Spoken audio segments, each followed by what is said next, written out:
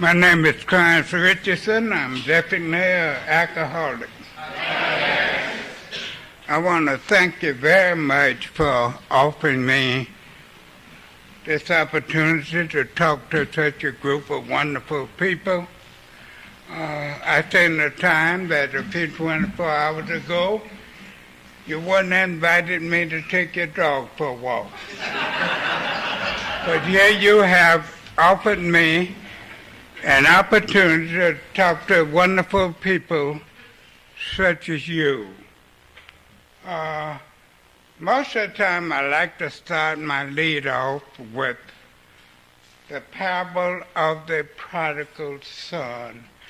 And the reason I like to do that is simply because I'm the typical prodigal son. It goes this way. There was once a rich man that had 2 sons. And the younger son said, "Father, give me the portion of my inheritance because I'm ready to go." The father tried to talk him out of the inheritance because he was too young and too inexperienced to go out to make his own living. And he kept worrying his father to the extent that his father got tired, and he decided to give him his inheritance. This boy had a lot of inheritance coming because his father was so rich. And he took his journey in the far-off country.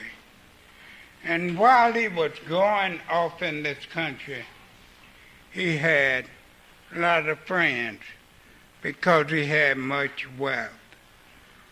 Then he got into this far-off country.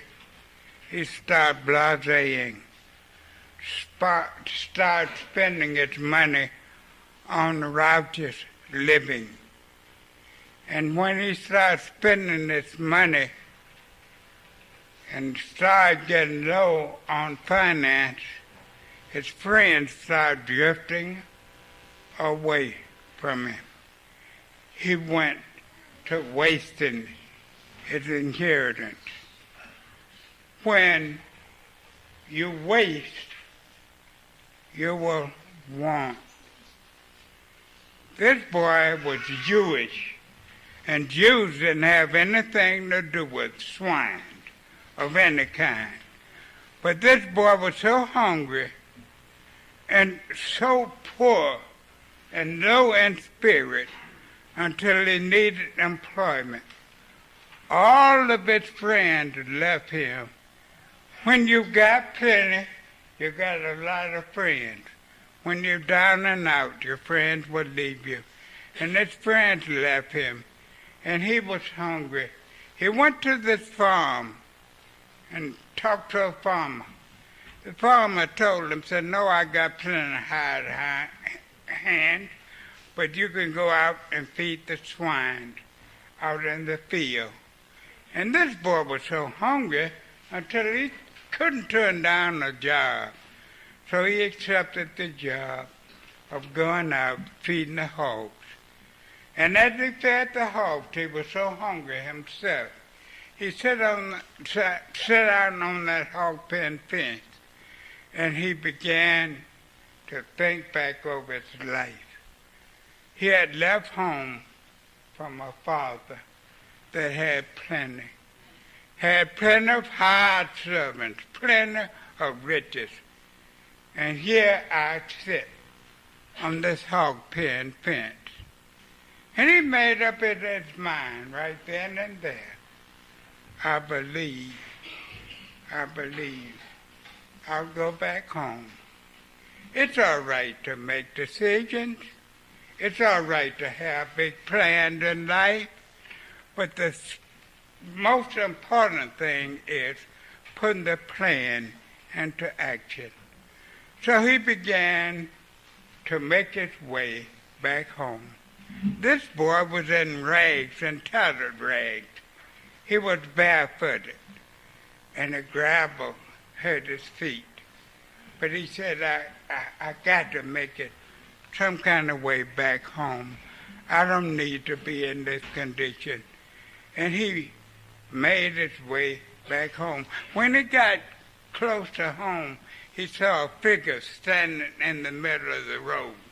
And he noticed that this figure was his father.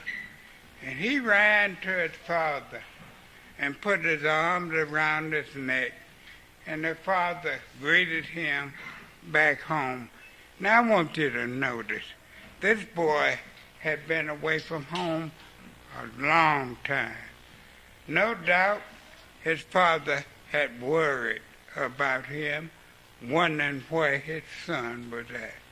But finally, his son showed up. He didn't go one step looking for his son because he figured if he went to look for his son and bring him home, his son would wander off again. So he held his peace. He wouldn't go and look for his son. He'd let him find his own place in the world. And so when he met his son and his son met father, he called the oldest boy to him. He said, this is your son that was lost. I want you to bring the best robe and the best ring and put it on this finger and kill the fattest calf you got. Because this was once your son, my son. This is your brother. He was lost and is found. The son got angry. Said, here I am. I've been with you all these years. I didn't leave home and waste my wealth, and you never killed a fatted calf for me. You never gave me a gold ring. You never did this, and you never did that. So the father said, yes, this is your brother. This is my son who was lost, and now he's found. I'd like to start my lead off by saying this, that I'm the typical prodigal son. My parents were not rich, financially rich, but my mother especially was spiritually rich. And I had two brothers, and the three of us were brought up in church, Sunday school, BYPU. I was the baby boy, and I was the example of the neighborhood. Everybody would say, how come you don't be like Sister Richardson's baby boy? He's such a good example of how all of y'all should be. And some of them didn't like me because their parent took me for example for them, a way for them to live, and they got jealous. But as I was going to school, I had a speech impediment. I talked so bad until they called me Dago. They nicknamed me Dago. Now I knew a Dago, but he was around the corner from me, and he owned a store. And he was white, and I was black. And I never heard talk of a black Dago before. They continued to call me Dago, and I went home and I told my mother, I'm tired of kids making fun of my speech, calling me Dago. So my mother took me to the doctor, and the doctor threatened to clip my tongue. And my mother wouldn't let him clip my tongue. And so I continued to talk like I talked. But that was a friend boy of mine in the neighborhood named Charles, and his father was a bootlegger. And we would get on the corner after school and shoot the bull like everybody else do. And I noticed he would run around the corner once in a while, and he would come back all lit up. And I was wondering what was happening with Charles. He talked a lot of trash too, and all the girls were crazy about Charles, and all the girls were crazy about me, but not because of my speech, but because I was a good-looking lad at that time.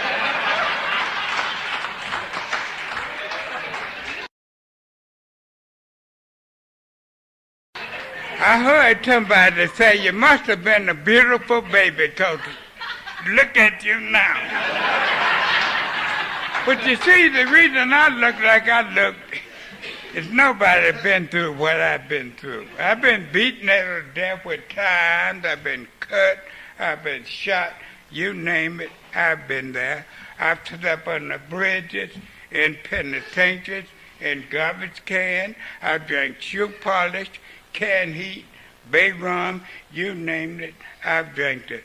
I know what it is to be in the hospital at the point of death because of threatening, shooting, cutting, and so forth and so on. I remember one time I was in the hospital.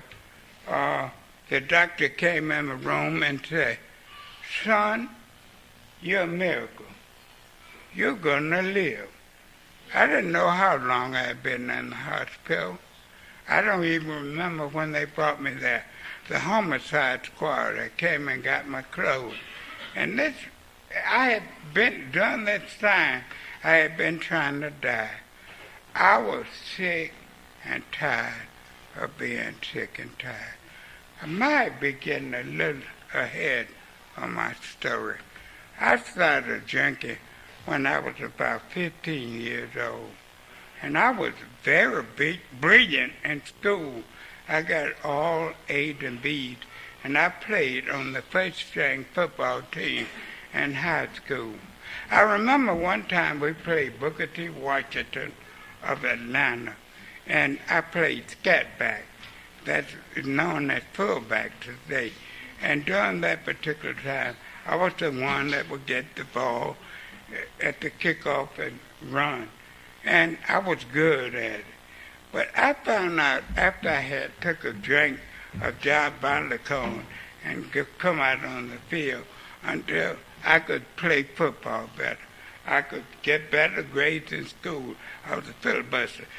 Everything that I did, I found that I could do it better under the influence of alcohol. During that particular time, you've heard talk of John Barleycorn. It was really John Barleycorn. It was corn liquor. If you wasted any on your table, it would take the paint off your table. But it would make you feel so good going down. And so one day we was on this corner talking and fighting and whatever, you know how young boys are. And Charles would go around the corner and would come back all lit up and talking trash. I said, next time Charles go around the corner, I'm going to peep around the corner and see what he's into. I knew he was into something because it wasn't like Charles to talk all that trash normally. So I peeped around the corner. He had a bottle turned up to his mouth.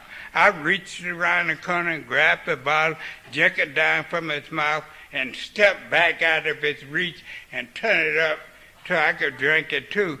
And goodness alive, it must have took me an hour to catch my breath. I thought I would fall dead behind him. And he said, see, he said, you don't know what you're doing. Said, that's corn liquor to man. That stuff will kill you. I said, well, one thing about it haven't killed you. And I went back on the corner and I started talking trash, and I noticed that most of the guys didn't laugh at me like they had been laughing at me. If they were laughing at me, and I was drunk then, and I didn't give a damn what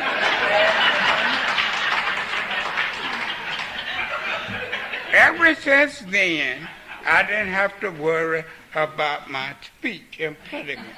And another thing about it, by the grace of God, I didn't have my tongue clipped. John Barleycorn did it for me. I found out that John Barleycorn was a friend of mine. John Barleycorn allowed me to do things that I wasn't capable of doing. It led me to do normal things that I was bashful and ashamed to do. I was no longer ashamed or bashful no more. I used to be at the school proms and dances. I used to be known as the wallflower, sit around and wouldn't dance with women. Under the influence of alcohol, I didn't only dance with the girls, I would take girls away from boys and dance with them on the floor. So they started telling people, say, bring Clarence to your party. If you bring Clarence to your party, you'll have a lot of fun and a lot of people will come. Just like some of you heard about me going to leave tonight and a lot of people here. I thank God that you're here. As I've said before, I say no time. You wouldn't even allow me to take your dog for a walk because I would sell your dog for a bottle of wine. I wouldn't have your dog. But today, you're willing to listen to me. I'm not the same person that I used to be at the time that you wouldn't let me take the dog to a walk. But nevertheless, I started drinking, thank you. I started drinking corn liquor, and I started doing things, and people started inviting me to inviting other people to the party. Say, come to the party, come, Clarence gonna be there. Clarence can tell jokes and keep everybody laughing. And I could make the party lively. If corn liquor had kept working like it worked, I would be all right. But it didn't. It started letting me down. Instead of people inviting me to the party, they had started inviting me to stay away from that party. You know, I quit being the life of the party, being the touch hog of the party. In case you don't know what a touch hog is, anytime somebody would step on my toe or said something I didn't like, I would fight or turn the party out. So they started telling other people, if you want your party to go on, don't invite Clarence to your party. So John Barleycorn had started letting me down at an early age. Well, I forgot about my parents' influence. When I was 12 years old, the pastor of our church laid his hand on my head and told my mother, watch this boy.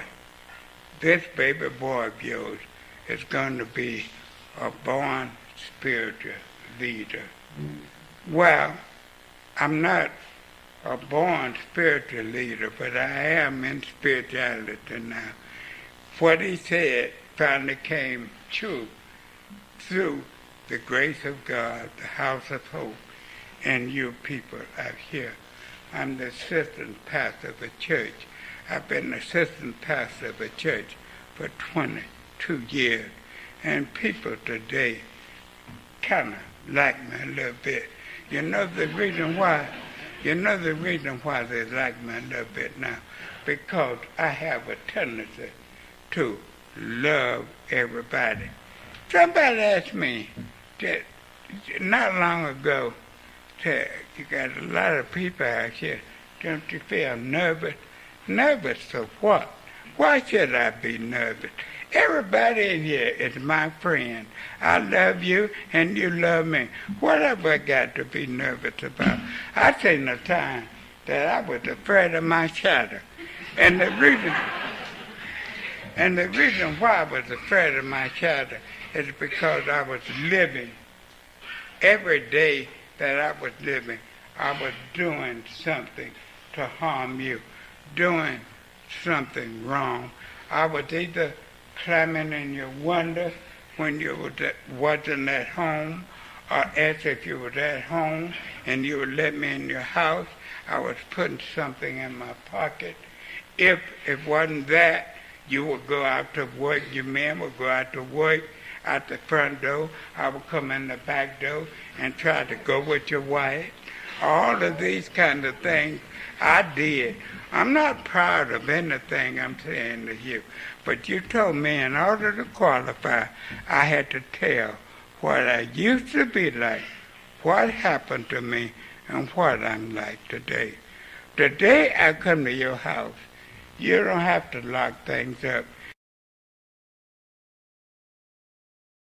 You don't have to watch me to keep me from putting things in my pocket. You don't have to watch me to see whether I'm slipping around with your wife anymore. You know why? Because I love myself. God loves me, and I figure just like God loves me, He loves you. And I cannot love my higher power unless I love you. If I love you, I'm not going to do you no harm. I haven't been like this all my life. It used to be that I would have a practice of doing it to you before you get a chance to do it to me. I'd hit you in the head first, because I figure you going to hit me in the head if I don't knock your brain out first. So it's altogether different now. I find love in it. But I've been around the globe. I know what it is to sleep out in open fields, in condemned houses, and demolished cars. I know what it is, as I've said, to lay up in the hospital at the point of death. People have told me, I have wanted to die. I left home because I didn't like my parents' influence anymore. My daddy was going to whoop me once. And I told him, I've had enough of your whooping. I'm gone. I had drank John Barleycorn.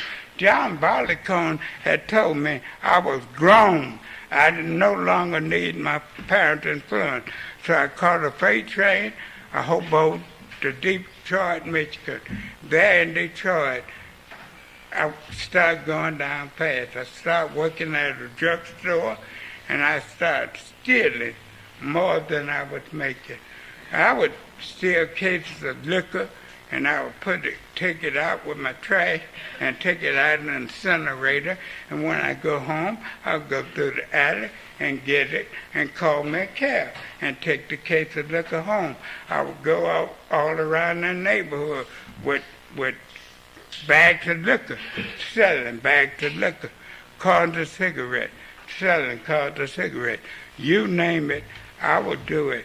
And the reason I did it is because it took more and more and more for me to drink and kill the pain. I got so I drank so much until I couldn't kill the pain no more. I got sick. And I would get so sick until I would start crying. And the people, I came back to Columbus, the people on Mount Vernon, and one of the women in the bar, when the barmaid said, they nicknamed me Crybaby. Said, give Crybaby a drink till he can stop crying. My conscience would bother me to no end, and the liquor would stop me from crying. But later on, the more liquor I drank, the more I cried. It didn't take effect on me anymore. My conscience would bother me. But before I get there, I did a lot of stealing while I was in Detroit, and Senator Diggs made it a law that I did a lot of shoplifting. Senator Diggs made it a law that larceny from a building that made a felony out of it, which at first it was a misdemeanor. And larceny from a building is 1 year.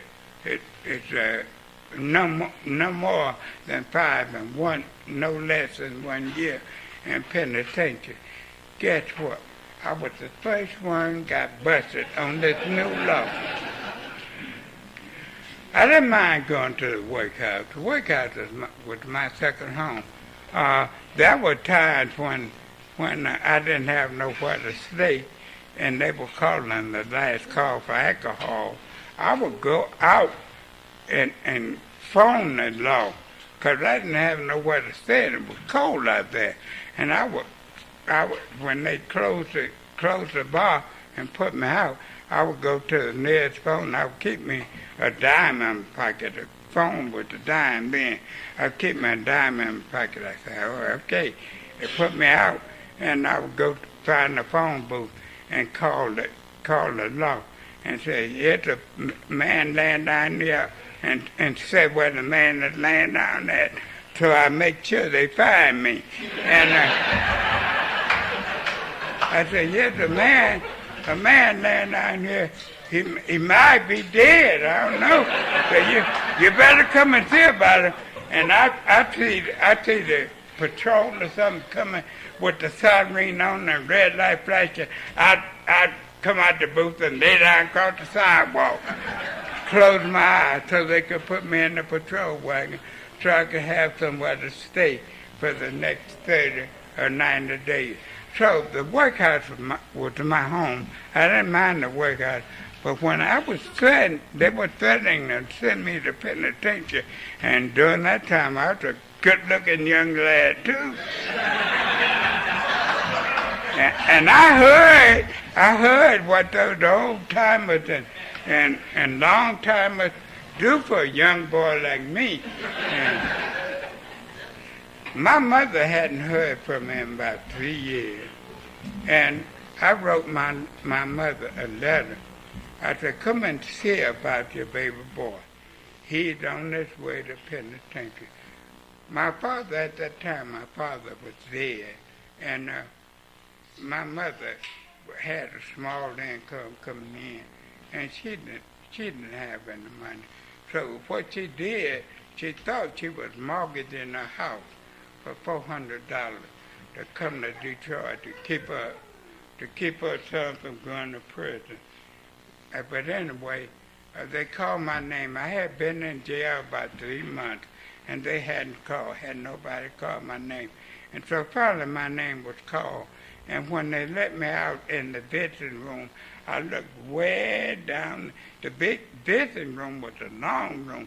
I looked way down the hall, and I saw my mother standing there behind the bars at the window. And I've never seen nobody cry and laugh at the same time. She was crying and she was laughing. She said, I'm laughing because I'm glad my son is alive. I'm crying because I'm sorry to see you in trouble. And guess what? She called herself mortgaging her home for $400. You guessed it. I went to prison. 4,000 Cooper Street for larceny from a building. 1 to 5 years. I did 9 months and I got parole. I said, well, I got my enough now. I said, I'll never drink no more as long as I live. Because this is a funny thing. If I didn't drink, I can steal. I can steal a pen. Look like somebody be looking at me, but when I'm drinking, I can knock you down and take it. I knocked down snow detectors in the snow and took stuff and walked out with it. When I'm full of that alcohol, I am absolutely crazy. It's but by the grace of God that I'm able to stand up before you tonight. People have told me that I've done a lot of things that I supposed to be dead, but here I am. So after 9 months, I got parole. And as I was leaving out, the warden called for me in his office, and he gave me some bad news. He said, where you going for your parole? I said, it's not but one place to go, and that's back down in Birmingham, Alabama, where my mother is. My mother owned that own home there. That's where we were born at. I'm going back down and see about my mother. My father was dead at that time. He said, I got news for you. He said, you won't be going back to Birmingham, Alabama. It seemed that your mother thought she was mortgaging her home, and she sold that home, signed on the dotted line, and they put her out of that home for $400. $400 to come up and keep a stuck like me out of prison. Old as she was, used to that southern hospitality, used to all her friends. She had to come up in the cold north to live with my oldest brother. He said, if you people go, you're going to have to go back to Detroit. I said, okay, I'll go back to Detroit. I felt ashamed to go back to Detroit, but I had no place to go. I'd rather go anywhere than to stay in prison. So I went to the house and I rang the doorbell. And my brother, my oldest brother, opened the door. And when he opened the door and saw me, he jumped back like I was a rattlesnake. I looked over and my mother was sitting on the couch and she spotted me. My brother didn't even tell me to come in. She ran and she threw her arms around my neck. Said, son, I'm so glad you're here. I said, Mother, what happened? And she told me about it. She had called herself Morgan. She didn't know anything about business because she was only 16 and my daddy was 35 years old when they got married. And my dad attended all the business and he was dead. And to come to see about her baby boy, she didn't know. She thought she was mortgaging the house and she signed on the dotted line and they put her out. She sold the house that my daddy worked so hard for her to die in for a skunk like myself. And then she had nerve enough to run to me and hug me and say she was glad to see me. Tears went to rolling down my cheek. I said, Mama, don't worry. I'm going to work.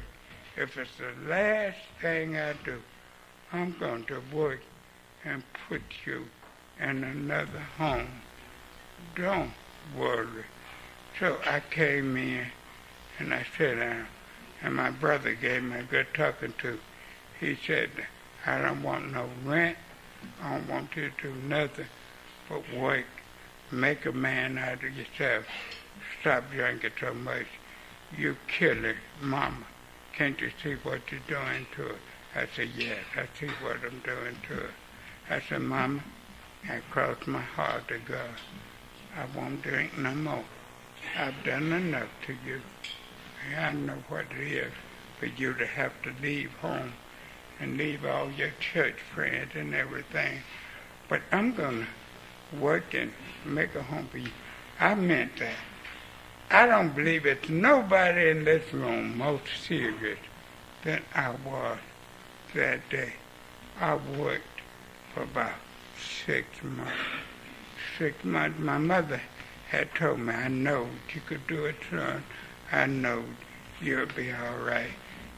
And after 6 months, one payday, I came in sloppy drunk. No money whatsoever. My brother started trying to chastise me.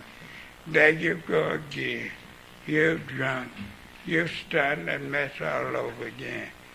I didn't say nothing else. I cursed him to everything but a child of God and left out of his house with everything I had it on. I didn't have a penny in my pocket. And I told him what he could do for his house. He could take his house and ram it. And I went down and found Skid Row down on Gratiot Avenue. I know what Skid Row was. That's the first place I did a lot of traveling when I was drinking. And every time I go to a strange town, the first thing I do is find Skid Row. I know sooner or later, I don't care who I meet or how good I start out, I know where I'm going to wind up at. And so I find schedule before I do anything else. Where is the schedule in this town? Schedule at such and such a place. It don't be long for I be down on schedule. The worst schedule I was on was in California. And in California, a fellow showed me 3 balls in front of a pawn shop. 2 short balls and a long ball be in front of the pawn shop, hanging in front of the pawn shop. He said, you know what them balls is about? I said, no. He said, 2 short ones, 2 long ones. The long one represents you'll probably be down here for the rest of your life. There's a lot of people killed up and down Skid Row in Los Angeles. By the grace of God, I got to a place where I was hoping that one of them would be me. I would get up on tables, walk to bars, you name it. I would get full of that wine just to try to make somebody kill me. I came close to death many times, but I couldn't die. I found out beyond a shadow of a doubt, here is a person that wants to die and can't die. So I went back down on the flop house in Detroit. And my brothers would come down there often. My 2 brothers would come down there often. Now, they hated my guts. I know they hated my guts because I was killing their mother. And when I would see them coming around the corner on Gratiot Avenue, most of the time I would see them first, and I would break and run. The reason I would break and run because I was in rags. I was in tattered rags. I was on Skid Row. I hadn't had a bath. I was sleeping in flea bags all night, moving in the field, you name it. I know those 2 boys wouldn't have been down there looking for me if it wasn't for Mother. My mother would tell them, go and find your baby brother. I would dodge him. I didn't want them to feel sorry for me. I was sick and tired. They got the little houses and that little cars and everything, and the only reason they feel sorry for me is because of Mama. I don't want that self-pity. I'd rather die here on Skid Row. But the thing that surprised me, one morning before day, a man shook me in the flop house. Now, in case you don't know what a flop house is, it's a room about twice the size with nothing but beds and everything. And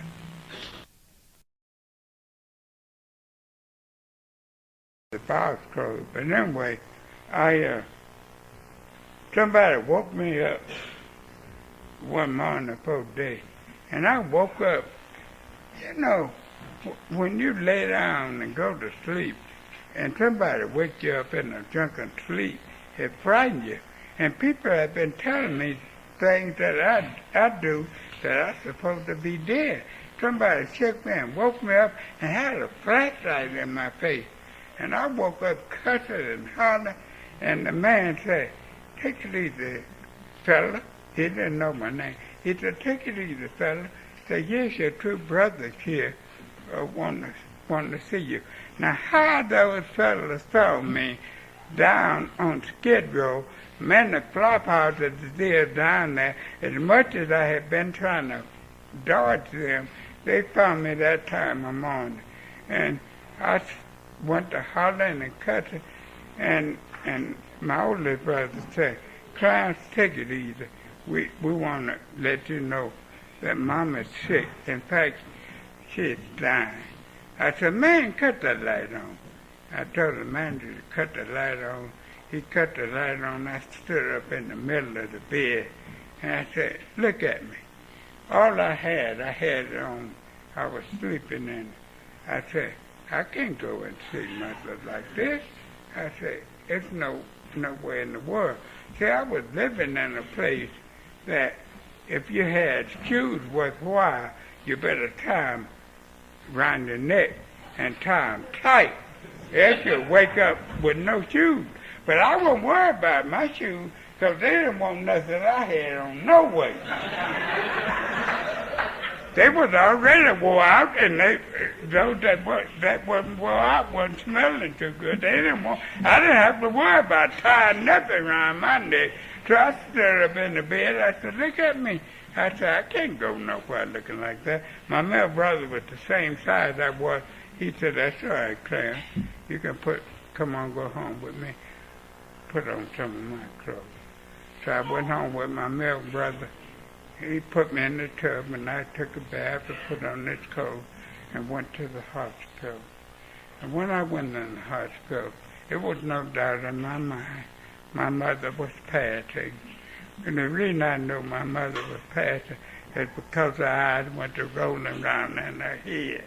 And I don't know how long I had called her, but when I came to myself, my oldest brother was saying, Clarence, she don't hear you.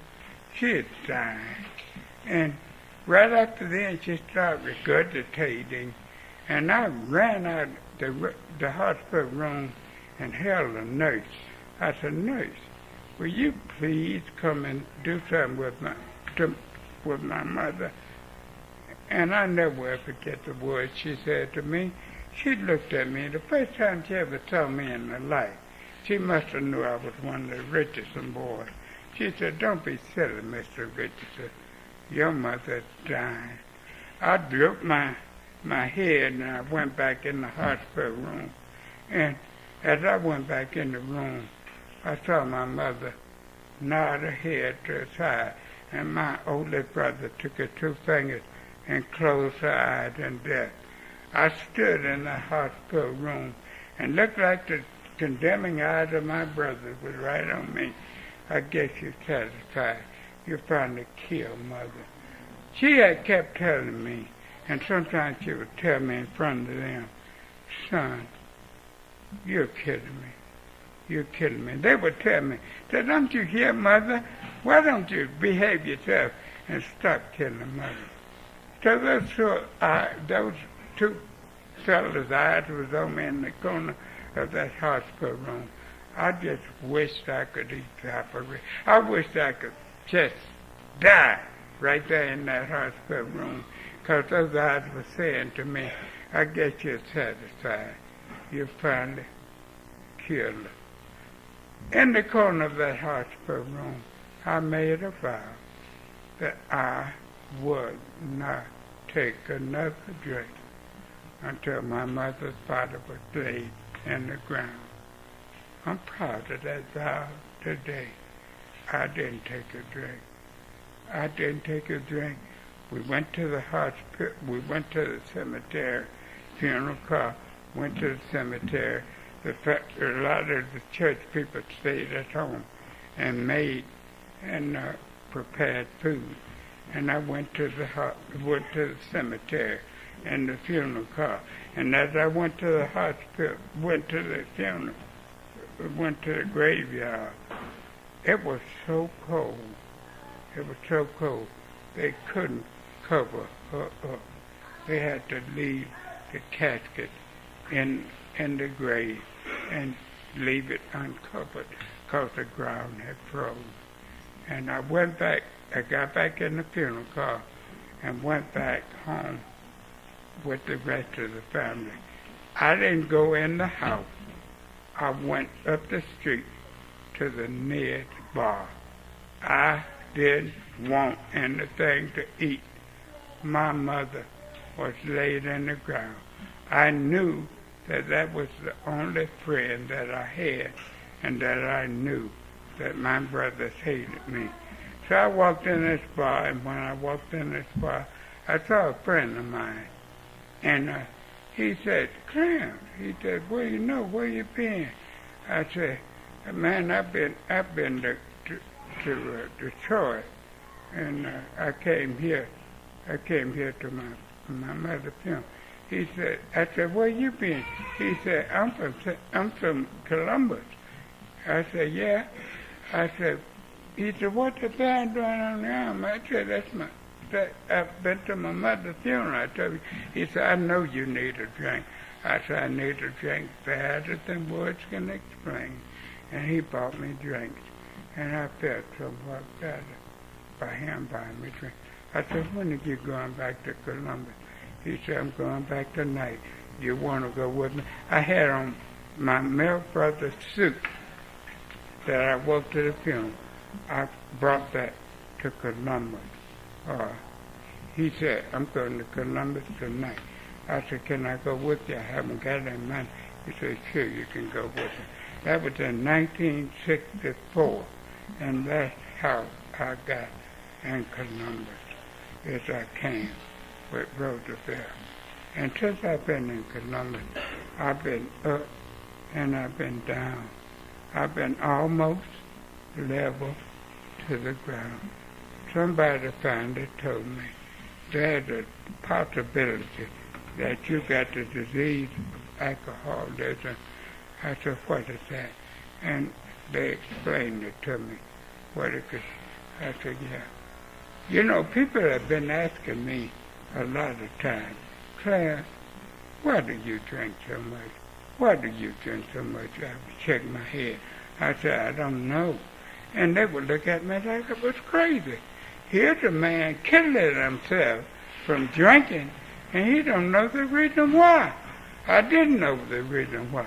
So I was glad to accept the fact that I was alcoholic. And I went to telling people I can't help it because I drink like that because I'm an alcoholic. And they told me about the place they called the House of Hope for Alcoholics. I went to the House of Hope. I got put out the House of Hope twice. They tried to make me go to meetings. And the third time I went there, during that time, you couldn't go there but twice. But for some reason, the man on the board of directors talked to the director, and they took me before the board, and they let me in that third time. And let me in that third time, the director asked me, said, Clarence, you've been put out here twice. Said, do you pray? I said, I don't pray no more. I said, I used to pray, but I don't pray no more. I'm ashamed to even now talk to God. They said, there's a possibility that if you pray, you'll be better off. And so I told them, I said, well, God once have answered my prayer. I made up in my mind to pray. I went to my room, closed the door, and I fell down on my knees and asked God to remove the taste of alcohol from me. And for some reason, I kept going to AA, and they kept telling me to bring the body along, the mind would catch up. I got an open mind, and I started listening. And they went to tell me about the steps, and I started working the steps. And they said, AA won't get you. You won't get AA, but you keep coming back. AA will get you. I can tell you that in closing, that finally, AA got me. 33 years, I have not had an urge to take another drink. I deserve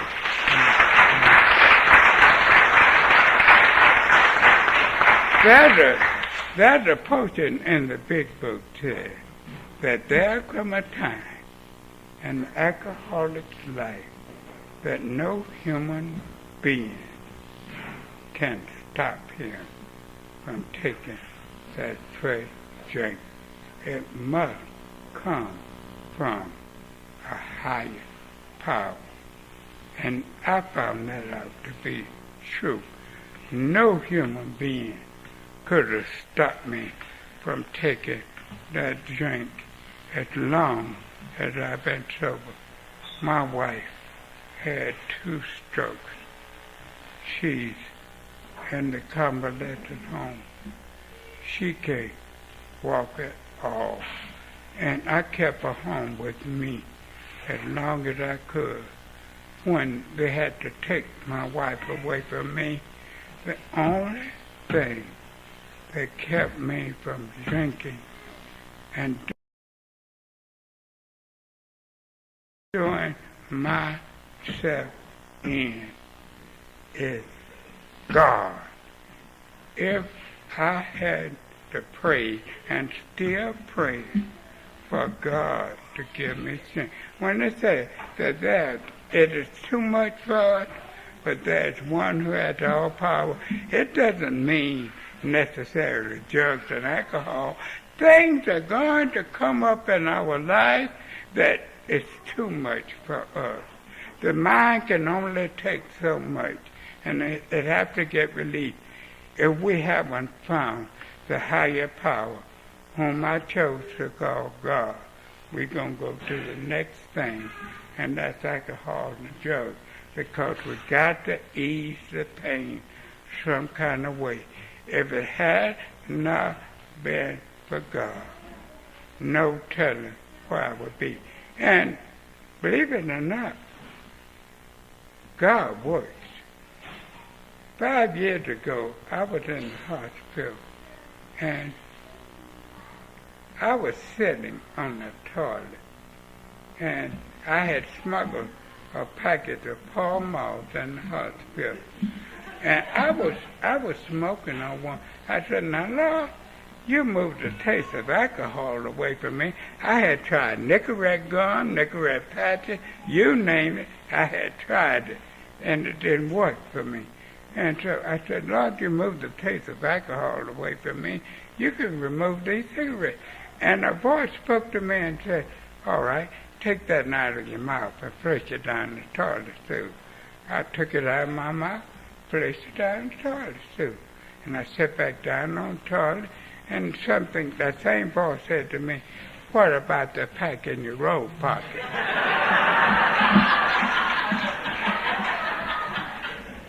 I hesitated because I hadn't took but one out of the pack. But I said, you have to be careful what you ask God for, because he'll give it to you. So I had to obey God. I took it out of my pocket, took the pack out of my pocket, threw it in the waste bag. That same boy said to me, all right, go lay down. That's been over 5 years ago. You can smoke around me, anything. I feel sorry for you with those cancer sticks. But it don't tempt. The smoke don't tempt me at all. It smells bad to me. I'm just showing you, when the higher power moves something for me, it's moved. I can't speak for nobody else. I was setting to be fired by 3 different directors at the House of Hope. I used to be a counselor at the House of Hope. I retired from the House of Hope. Those 3 directors got fired. They tried to fire me because I emphasized God to the residents, to the people that I was counseling. And they said, no, that's a no-no. You don't do that in here.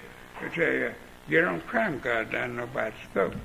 I said, I'm not cramming God down nobody's throat. I'm just telling the guys what God did for me. And they told me to quit. They said we were going to get rid of them. They couldn't fire me because they didn't hire me. The board of directors hired me. They got fired. I retired in 1990. If God is for you, he is more than the world against you. Keep God on your side, and the world can't do you no harm. I work for the commercial alcoholism program, and people were called up from these little programs and said, come down here. They knew we were alcoholism counselors. We weren't police, but they thought, I guess we were police. And they would call us up to sit us down there where the drunks were. And most of the guys that worked with me, including the director, said, I'm not going down in that hole. I said, I am. And he said, good luck to you. You might not come back. We're going to lose you. I said, if God took care of me when I was breaking in people's houses, running my hand in people's pockets, he sure would take care of me for helping another drunk. Ever since that day, I've been helping drunks. I'm living today. I'm still helping drunks. I'm glad today. They said that they told Dr. Martin Luther King when he got stabbed in New York with those scissors, The doctor told King, said, if you had sneezed on your way to the hospital after you got stabbed, you would have died. Dr. King said, thank God I didn't sneeze. I'm saying today, and trying to make people kill me, and being sick and tired of living, and wanted to kill myself, God saw fit that I linger on, and because I linger on, I've helped a lot of people by the grace of God, and I'm going to continue to help people as long as I live. Police have told me I wasn't worth a bullet being wasted. They arrested me so. And I can say today, I'm worth something today. I'm somebody today. You don't believe it? Go to my church, and they'll tell you they're crazy about the system pastor. I'm somebody today. God can take nothing and make something out of it. And it's through you people allowing God to work through you to get to me, to cause me to be where I am today. I want to thank you for listening to me.